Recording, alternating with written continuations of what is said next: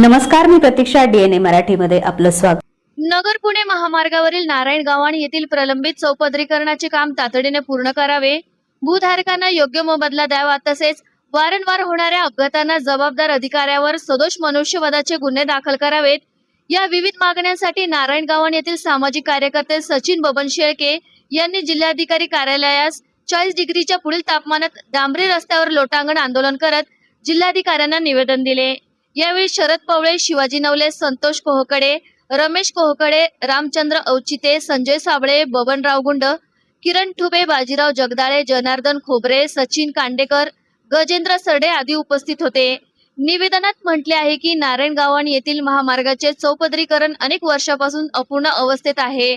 वाढती वाहन संख्या आणि अरुंद रस्ता यामुळे गाव परिसरात वारंवार अपघात होत असून शालेय विद्यार्थी, ज्येष्ठ नागरिक आणि प्रवाशांना रस्ता ओलांडताना जीव मुठीत धरून प्रवास करावा लागत आहे। सातत्याने छोटे मोठे अपघात घडत असल्याने ग्रामस्थांमध्ये भीतीचे वातावरण निर्माण झाले आहे। त्यामुळे अपघात टाळण्यासाठी उर्वरित चौपदरीकरण तातडीने पूर्ण करणे अत्यावश्यक असल्याचे निवेदनात नमूद करण्यात आले आहे। नमस्कार, माझं नाव सचिन बबन शेळके, राहणार नारायणगावाण, तालुका पारनेर, जिल्हा अहमदनगर। आज या ठिकाणी नगर पुणे महामार्गावर असलेले नारायणगावाण गाव आणि या गावामधले असलेला अरुंद रस्ता, या रस्त्याची अवस्था 20 वर्षापासून हा रस्ता प्रलंबित आहे।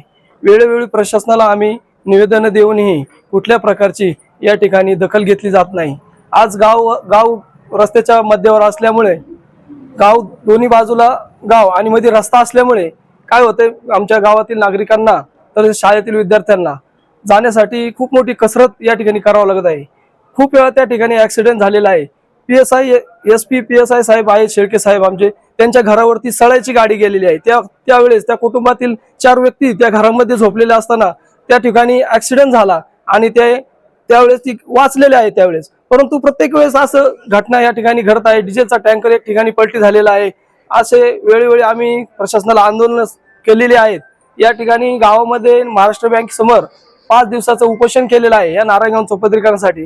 त्यामध्ये रास्ता रोको सुद्धा आंदोलन त्या ठिकाणी झालेलं आहे।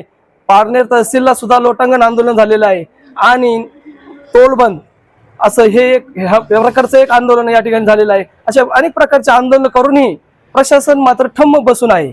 या ठिकाणी कुठल्याही प्रकारची दखल घेतली जात नाही आणि आमच्या गावातील लोकांना आज रस्ता ओलांडण्यासाठी खूप मोठी कसरत या ठिकाणी करावं लागत आहे।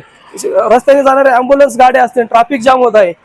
945 पैकी 815 मीटरचं काम झालेलं आहे, परंतु त्या ठिकाणी फक्त 130 मीटरचं काम आमचं राहिलेलं आहे। आमच्या गावातील भूधारकांना त्या जागेचा मोबदला मिळावा आणि त्या ठिकाणी रस्त्याचं काम चालू व्हावं, आमची एवढी मागणी आहे। आणि या ठिकाणी जिल्हाधिकारी साहेबांनी प्रांत चिंचकर साहेब यांना काला म्हणून घोषित केलं, अधिकारी म्हणून नेमलं। त्यांनी एवढे दिवस काय केलं आतापर्यंत खूप मोठ्या घटना, खूप मोठे ऍक्सिडेंट झालेले आहेत, कुटुंबातील व्यक्ती या ठिकाणी गमावलेले आहेत, तर त्यांनी या ठिकाणी कुठल्याही प्रकारची दखल घेतलेली नाही।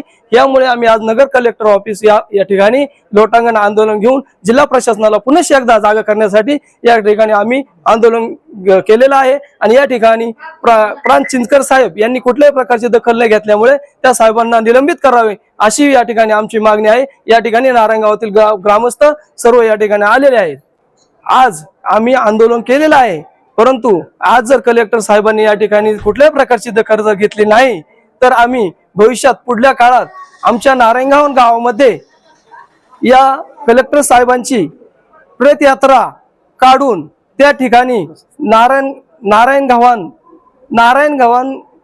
रस्त्यावरती आम्ही त्यांच्या पुतळ्याचं दहन करणार आहोत, या ठिकाणी त्यांनी दखल नाही घेतली तर। धन्यवाद। आज सचिन भाऊ शेळके यांनी नारायणगावाण गावासाठी, गावातल्या विद्यार्थ्यांसाठी, ग्रामस्थांसाठी, प्रवाशांसाठी सातत्याने होणारे अपघात पाहून जी अवहेलना, ती वेदना, घटना घडल्यानंतर पश्चाताप करण्यापेक्षा घटना घडू नये म्हणून हा एक टोकाची भूमिका घेऊन घेतलेला निर्णय, त्याच्या वेदनेला आज प्रशासनाने कुठेतरी दखल घ्यायला पाहिजे। सन्माननीय जिल्हाधिकारी साहेब, आपण न्यायदंडाधिकारी आहात, एका गावामध्ये असे लेकरं आज जीव घेणा प्रवास करतायत, आज ग्रामस्थांना प्रवास रस्त्यावर दळणवळण करता येत नाही, याच्या टोकाचा कार्यक्रम झालेला आहे.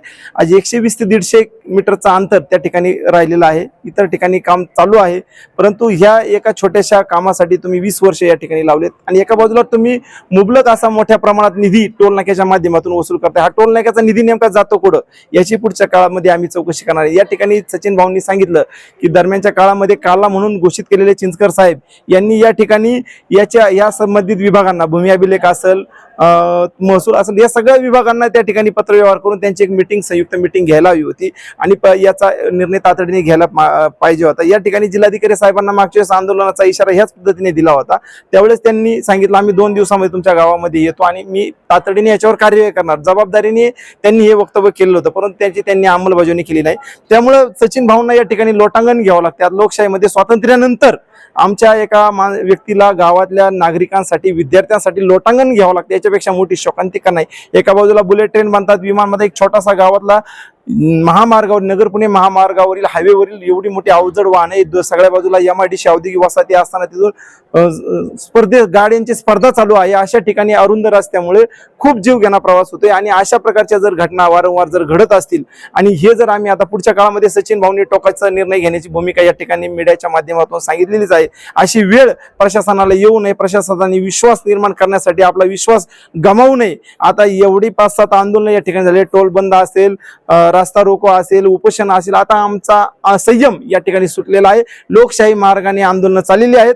त्याची तुम्ही गांभीर्याने जर दखल घेत नसाल तर पुढची आंदोलनं तीव्र स्वरूपाची होतील. सन्माननीय जिल्हाधिकाऱ्यांना विनंती करतो, आपण याची दखल घेऊन आमच्या बांधवांना, विद्यार्थ्यांना, ग्रामस्थांना न्याय द्याल. धन्यवाद. प्रतिनिधी मुंतजीर शेख, DNA मराठी, अहिल्यानगर.